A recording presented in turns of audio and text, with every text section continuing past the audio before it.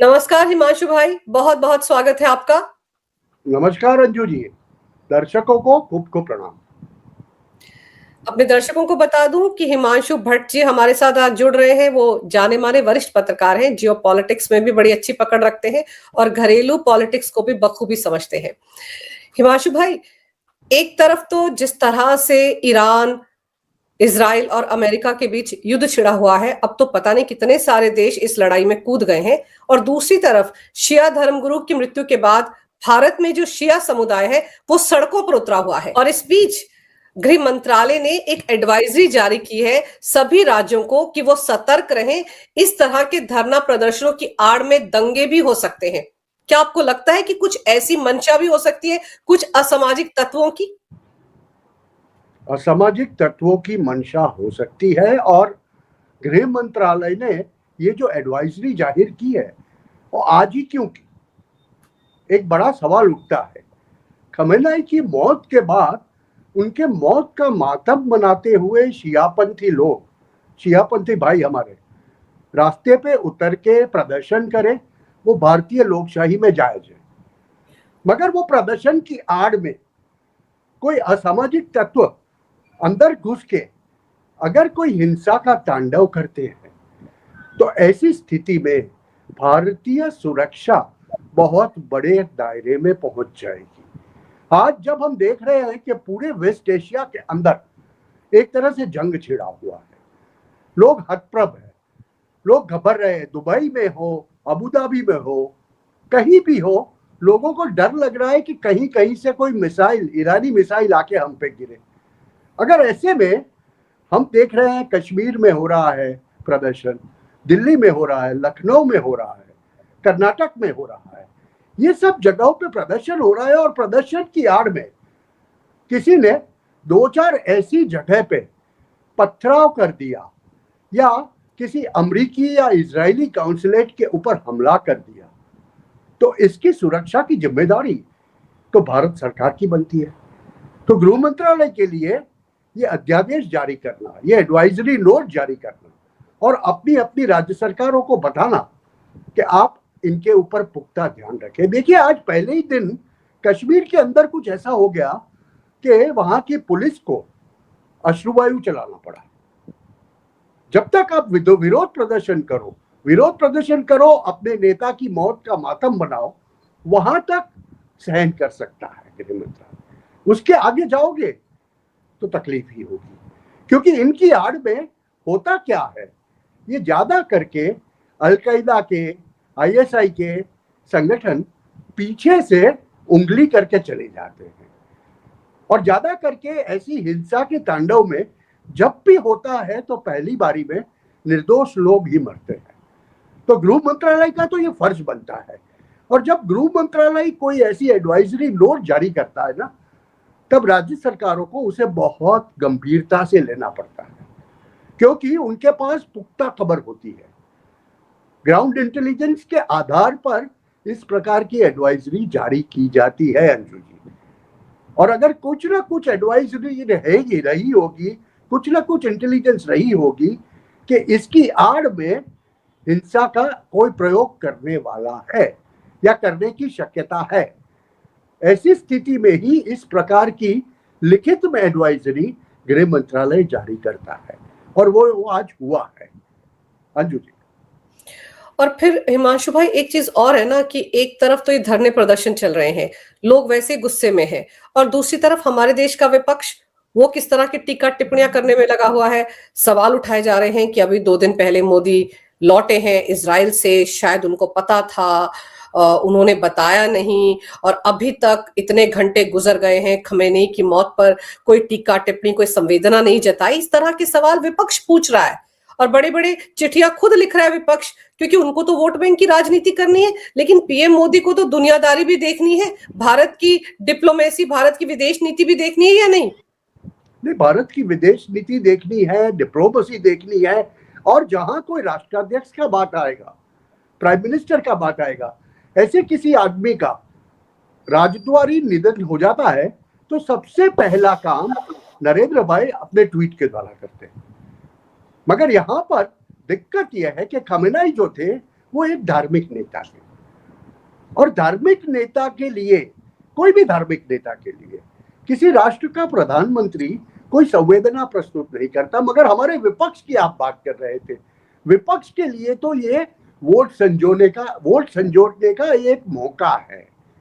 विपक्ष तो चाहता है कि हम इन बातों के ऊपर जाके कहीं ना कहीं नरेंद्र मोदी को घेरे में ले, उनके लिए सियापंथी लोगों के साथ में संवेदना से ज्यादा अपनी राजनीति का खेल करने की मंशा ज्यादा दिखती है। आपको याद है 2-3 साल पहले प्रियंका गांधी जी बगल थैला लेके घूम रही थी एक, उसमें लिखा क्या था? ऑल आइज ऑन गजा। गजा की बात आती है तब उनकी ऑल आइज वहां हो जाती है, मगर कश्मीरी पंडित मरता है कश्मीर में तब उनकी बात नहीं होती। और मजे की बात तो ये है अर्जुन जी कि इस बारी के जो विधानसभा के चुनाव हुए, कांग्रेस का क्या हाल किया था? कश्मीर की प्रजा ने ही गिन चुन के 6 सीटें दी थी विधानसभा में। उसके बावजूद उनको तो राजनीति करनी है और किसी न किसी तरह से देश को विघटनकारी तत्वों के हाथ में देना है। मैं बहुत सीधी बात करूंगा, आज हमारा विपक्ष और ज्यादा करके कांग्रेस के कई नेता देश को विघटनकारी तत्वों के हाथ में देना चाहते हैं और वो एक मौका नहीं चूकते। खमेनी जी की मौत के नाम पे भी उनको राजनीति करनी है। इससे शर्मजनक बात और कुछ हो ही नहीं सकती। अंजू जी, हिमांशु भाई, आप पवन खेड़ा को देखो ना, वो किस तरह की स्टेटमेंट्स दे रहे हैं। मोदी के दोस्त नेतन्याहू ने भारत के पुराने दोस्त ईरान पर हमला शुरू कर दिया। ये बातें बार बार उठ रही हैं कि भारत का बड़ा पुराना दोस्त है ईरान। ईरान ने कब भारत का साथ दिया? मैं चाहती हूँ कि आप लोगों को बताएं कि ईरान ने किस तरह से 1971 की लड़ाई में भी खरीद कर हथियार दिए थे। मैं बताता हूँ अंजू जी, बात यह है कि जिनको इतिहास का ज्ञान नहीं होता, जिनको भूगोल का ज्ञान नहीं होता, ये ऐसी ही बातें करते हैं। इनको कहाँ पता है 1965 के युद्ध में पाकिस्तान के लिए एक परचेजिंग एजेंट का काम, शस्त्रों के खरीद का काम ईरान ने किया था। F-86 fighter jets waste Germany से कहां पहुंचे थे? पहले ईरान पहुंचे थे, वहां से पाकिस्तान को सप्लाई किए गए थे। Arms and ammunitions, spare part तक ये ईरान ने सप्लाई किया था। 71 में भी ईरान ने किया था। हाँ, ये बात ठीक है कि दोनों देशों के बीच में एक सिविलाइजेशनल संपर्क है और वो संपर्क रहेगा, मगर इसका मतलब ये नहीं है कि इजराइल हमारा दोस्त नहीं है। देखो, इनको नरेंद्र मोदी की कूटनीति को समझने में शायद 7 जन्म लग जाएंगे, मैं तो ऐसा कहूंगा अंजू जी। क्योंकि होता क्या है कि जब हम स्ट्रैटेजिक ऑटोनॉमी की बात करते हैं, हमने हमारी विदेश नीति को, कूटनीति को बदल के रख दिया है। हम न तो इनके साथ है न तो उनके साथ है। जो भारत के साथ है हम उनके साथ हैं। और वो भारत के साथ रहने वाले तत्वों को आज की हमारी सरकार बहुत सही तरह से पहचानती है। तो पवन खेड़ा के बोलने से या पवन खेड़ा जैसे तत्वों का निवेदन देना कोई असर नहीं पड़ता, क्योंकि बीबी नेतन्याहू ने तो ये भी कहा है कि भारत एक महान राष्ट्र है। क्या इसकी वो बात वो सुनेंगे? वो नहीं सुन पाएंगे। यही भारत के साथ में सऊदी अरेबिया के क्राउन प्रिंस भी बड़े भाई हो उसी तरह नरेंद्र मोदी से मिलते हैं। अगर हम हाल निहानिया की बात करें यूएई के, तो वो भी 2 घंटे के लिए भारत में आके अपना बहुत कुछ दे के जाते हैं, एक विश्वास से दे के जाते हैं। तो जब इन लोगों की समझ के परे हैं, क्योंकि हम नो अलाइन के गाने गाते रहे। हम 1947 से शुरू करके हमने तकरीबन 70 साल तक नॉन अलाइनमेंट के गाने गाए और हमें क्या मिला? आज कश्मीर वही का वही है। कश्मीर के हालत आज भी चाहिए वैसे बहाल नहीं हुए हैं। ये बात को समझना पड़ेगा। देखिए, शियापंथी मुस्लिम कश्मीर में जाके प्रदर्शन करते हैं, उससे किसी को परहेज नहीं।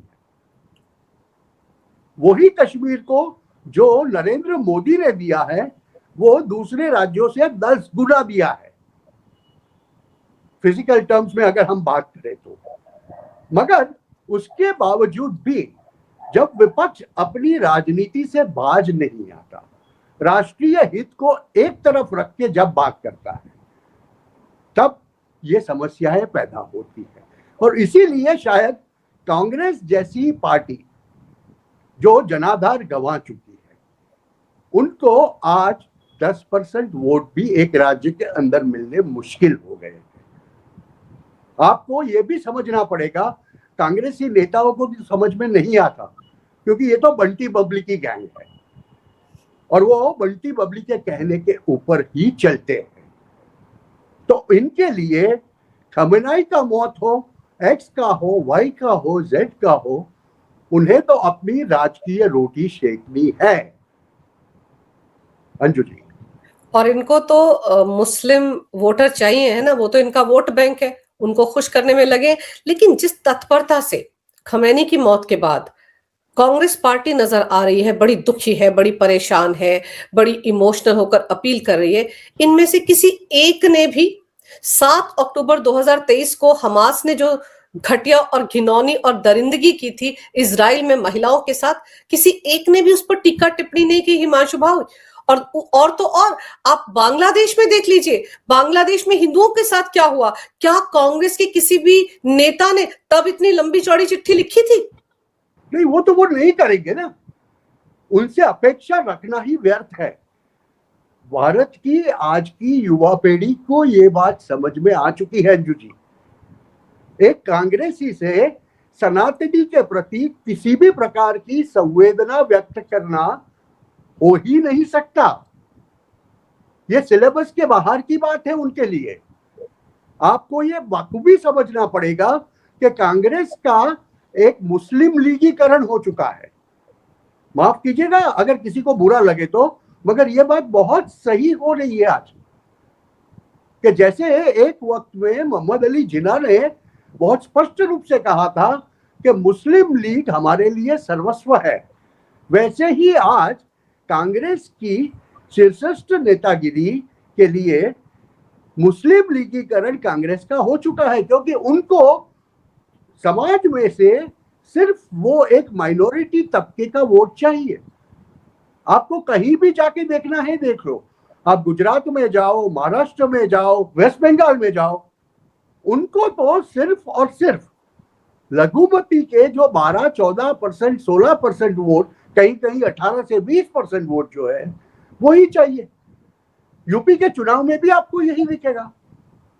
और जहां तक ये प्रसंग की बात है, गृह मंत्रालय की एडवाइजरी की बात है, let me tell you one thing, कि अगर खुदा ना खास्ता ये प्रदर्शन के साथ में कहीं कोई हिंसा की चिंगारी भड़क गई, तो दोष पूरा किसके ऊपर आएगा? कि आपने देश की सुरक्षा का ख्याल नहीं रखा।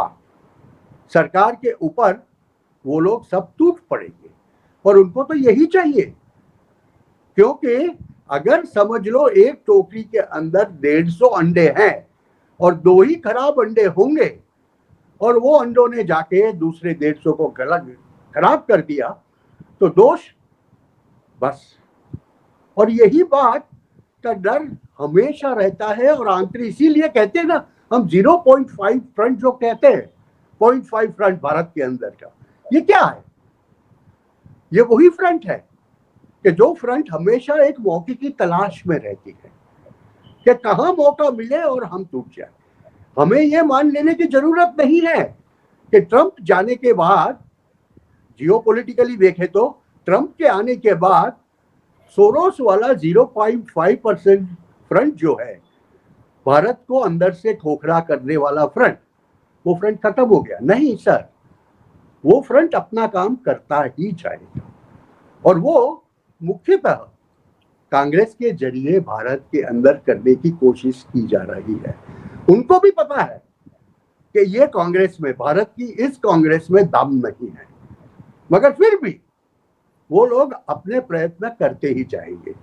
क्योंकि बांग्लादेश में हुआ तब भी आपको पता है कि बांग्लादेश में हुआ तो एक कांग्रेसी यहां पर बोल पड़ा था कि जो ढाका में हो सकता है वो नई दिल्ली में क्यों नहीं हो सकता। उसके बाद जो काठमांडू में हुआ तो वहां भी वो बोलने लगा कि अब तो काठमांडू में भी जेन जी आ गया। राहुल गांधी को तो एक ठनगनी हो गई थी उस वक्त कि अब तो जेन जी भारत में आएगा, मगर भारत का जेन जी पागल नहीं है। एक उड़ीसा जितने बांग्लादेश के अंदर सत्ता पलट करना एक बात है, और 28 उड़ीसा से बने हुए भारत के अंदर सत्ता पलट करना दूसरी बात है। वो चीज को राहुल गांधी की समझ में नहीं आएगा। उनके लिए तो सब बराबर है। और अंजू जी, इसी वजह से आज आप देखो तो धीरे धीरे करके दक्षिण भारत के राज्यों के अंदर भी नरेंद्र मोदी और उनके सरकार के प्रति आम आदमी की एक जो निष्ठा है और एक जो मानसिकता है वो बदल रही है। आपको केरल में वो दृश्य दिखेंगे, आपको तमिलनाडु जैसे राज्यों में वो दृश्य दिखेंगे जहां नरेंद्र मोदी को देखने के लिए पूरे रोड शो में रास्ते पर 2-4 लाख लोग खड़े हुए। ये तमिलनाडु में कभी नहीं देखा गया था। मैं तो चेन्नई में पढ़ के बड़ा हुआ हूं, तो मुझे तो पता है वहां की राजनीति क्या होती है। ऐसी राजनीति के अंदर भाजपा जैसी एक पार्टी आज जो धीरे धीरे अपना घर बना रही है, उसकी वजह है कि आज के सरकार के नेताओं की निष्ठा है। और नरेंद्र मोदी और अमित शाह के लिए जो एक श्रद्धा और मान जो दिख रहा है ना, वो अनपैरेलल है।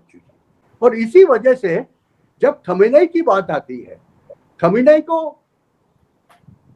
के लिए मातम मनाने की बात आती है, आंसू बहाने की बात आती है, शियापंथी भाई वो कर रहे हैं, उसको सरकार कभी नहीं रोकेगी। मगर उसकी आड़ में अगर किसी ने हिंसा की तो उसको बख्शा भी नहीं जाएगा। ऐसे उदाहरण हमारे गुजरात में हुए हैं पिछले साल। किसी की आड़ में कुछ करने की कोशिश, एक रात तो वो कर पाएंगे, मगर दूसरे दिन सुबह उनको उस शहर के अंदर छिपने के लिए जगह नहीं मिलेगी। ऐसी सख्त कार्रवाई की जाए।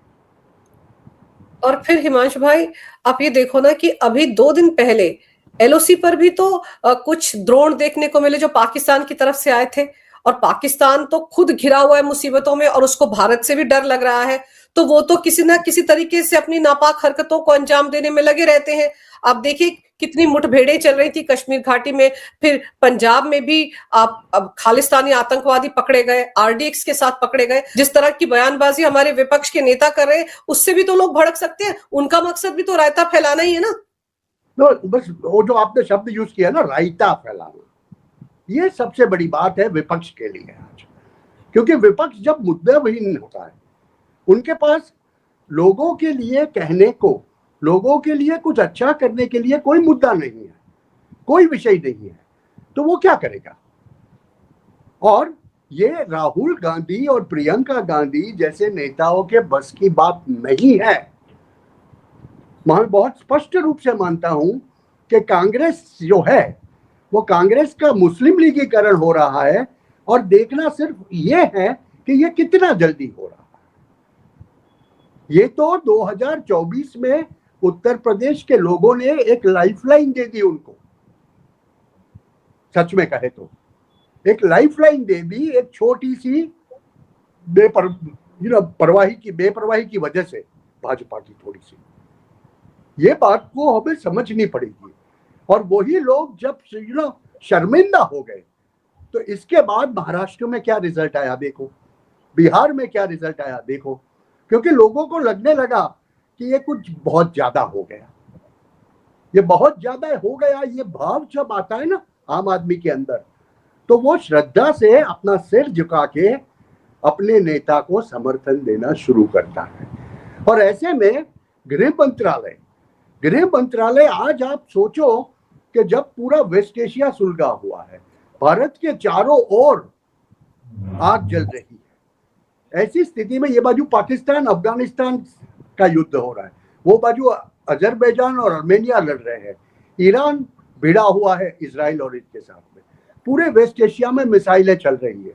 अभी ऐसी स्थिति में ये बाजू रिजीम चेंज हो गया, बांग्लादेश के अंदर हिंसा का तांडव अभी बंद नहीं हुआ। ऐसी स्थिति में अगर कोई एक देश शांति से बैठा हुआ है और 7.8, 8.2, 7.6 का विकास दर दिखा रहा है, तो वो खाली भारत है। तो लोगों को तकलीफ तो होगी, और भारत के अंदर ही काफी लोग ऐसे हैं, ये बंटी बबली जैसे, कि जो लोगों को मजा आता है भारत को नीचा दिखाने में। पहले वो विदेशों में जाके करते थे, मगर जब देखा कि वही जो विदेशों में जाके वो भारत की बदबोई करते थे, भारत में लोकशाही लाने के लिए उनको मिन्नतें करते थे, वही लोग भारत में आके भारत के साथ फ्री ट्रेड एग्रीमेंट कर रहे हैं। तो उन्होंने यहां यह कार्रवाई शुरू की, और इसी के तहत जब जब ऐसी स्थितियां सर्जित होती है, तब तब गृह मंत्रालय को बहुत चौकन्ना रहना पड़ता है। गृह मंत्रालय को अपनी आंख, कान, नाक पूरी 5 की 5 सेंसेस खुली करके राष्ट्र का मुआयना करना पड़ता है। कहां से क्या हो जाएगा ये कहना मुश्किल होता है, और इसीलिए शायद ये एडवाइजरी आई है। और ये एडवाइजरी का मतलब जो समझे वो सही है, समझे तो बहुत है, और न समझे तो उनके लिए एक कागज की पर्ची है, मगर ये कागज की पर्ची नहीं है।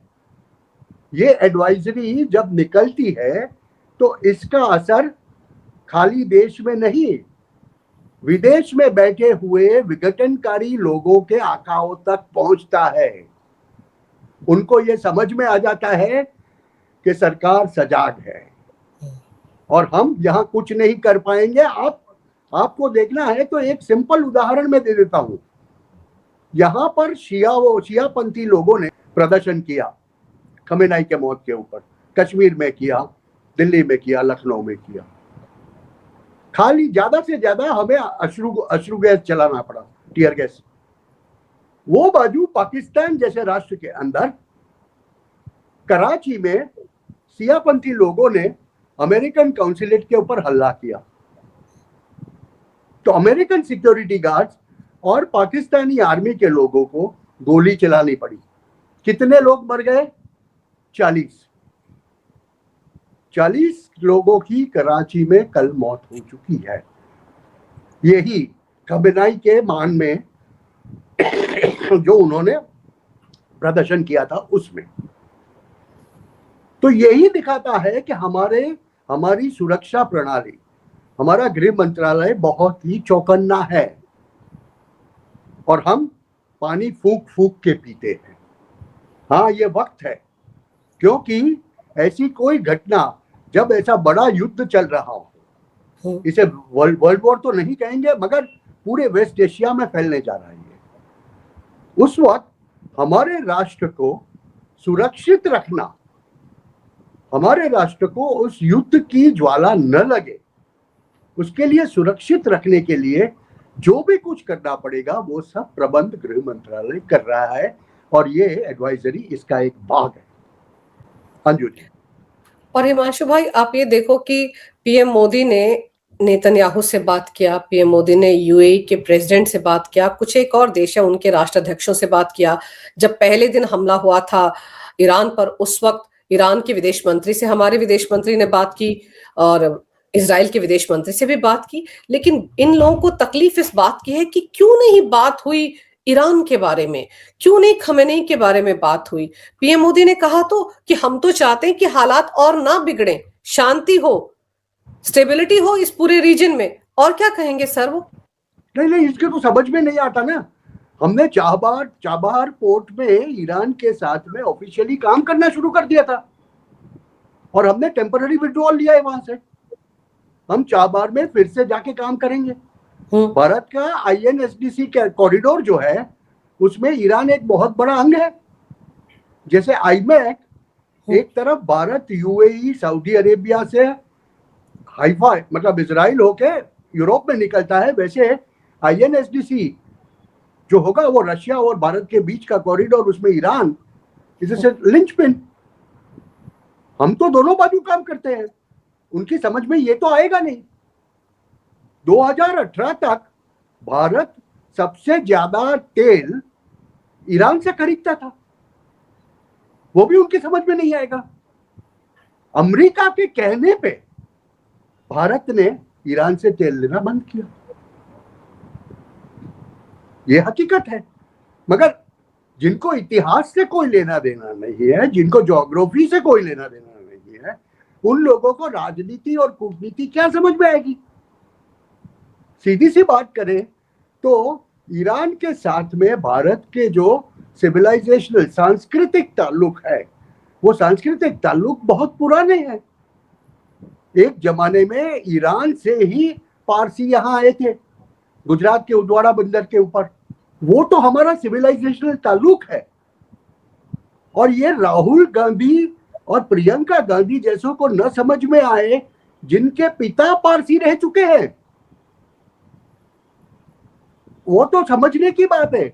यहां तो जब बुद्धि बाहर जाती है ना, हमारे गुजराती में कहते हैं कि बुद्धि जारे भागी जाए त्यारे बीजू कशु ना आवे। जब आपकी मति मर जाती है ना, राष्ट्र के प्रति आपकी मति मर जाती है, तब आप कुछ नहीं कर पाते।